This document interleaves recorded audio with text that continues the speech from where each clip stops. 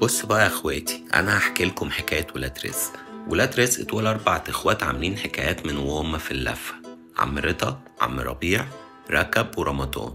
ومعاهم صاحبهم العبقري عاطف. عم رضا هو الكبير، هو اللي مربي اخواته، مربيهم على حسن الاخلاق، تقدر تقول كده تربيه حديثه. عم رضا ممكن يعمل اي حاجه في الدنيا الا انه يكسر كلمته، طالما قال حاجه لازم يعملها. كده لما اقول نبطل هنبطل.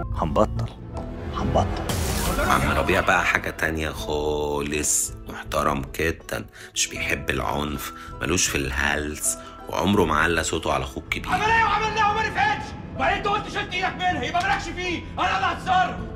ركب بقى تقدر تقول عليه تسيطلي عين السيرة، اي داء ليه عنده دواء، على طول مركز وعارف انك لما تحترم نفسك الناس تحترمك. ثانية واحدة عشان الظابط داخل علينا يا حاج حمدي. ولا الفراولايه دي معيوبه. مين اللي معيوبه يا راجل؟ انت كل مره تضرب وبتنسى. ده تعمله عند حد غيري. يا حاج حمدي. اما رمضان بقى مقطع السمكه وتلها، تنشوال عين السيره، فالنتينو المنطقه، مفيش واحده مش معلم عليها، عشان كده واخد احترامه وسط اخواته. رضا انا مش عايز اعمل دور المره تاني. لا لا لا لا، دور المره راكبك لا محاله. اما عاطف فمش محتاج كلام كتير، طباخ محترف، علاقاته في كل مكان وكلمته دايما مسموعه.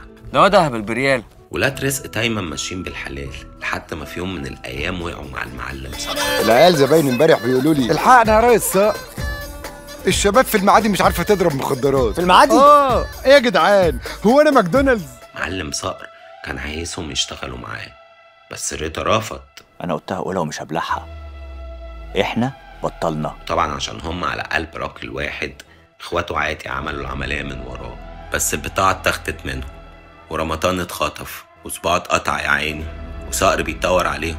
فرجعوا تاني لعم رضا اللي شغل دماغه وعرف يخرج البضاعة من حجر رؤوف حمزاوي. والمية رجعت تاني لمكاريها، وبعديها بقى قالك ايه، خلاص هنبطل واخر مرة ومش عارف ايه. فطلعوا بقى على الكباريه يحلفوا انهم هيبطلوا، بس الدنيا كانت ما عندهم خالص، والفقر طالهم اكتر من الاول، مع انهم كانوا شغالين في حتت نضيفة. وفي يوم وليلة ظهر لهم صاحب قتيم، قال لهم ما تيجي نشغل الشغل، انا عليا المعلومات وانتوا عليكوا العمليات.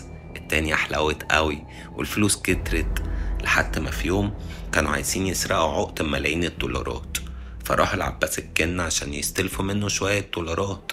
مضروبين طبعا، العملية اتعقدت والدنيا باظت خالص، فلفوا على راجل دبلوماسي كده شغال في سفارة عشان يقلبوه.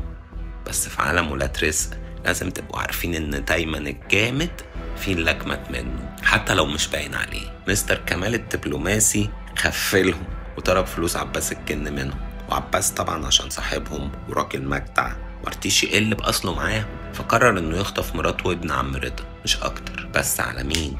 ولاد رزق عرفوا يعلموا تاني على كمال وخدوا منه الفلوس، والدنيا حلوت من تاني. والمرة دي بقى قرروا انه بجد بجد بجد هيبعدوا عن الشمال، لحد ما في يوم من الايام، ولا اقول لكم بدل الرغي الكتير تعالوا شوفوا الجزء الثالث، وهو بالمرة تعرفوا مين اللي بيتكلم معاكم. ودي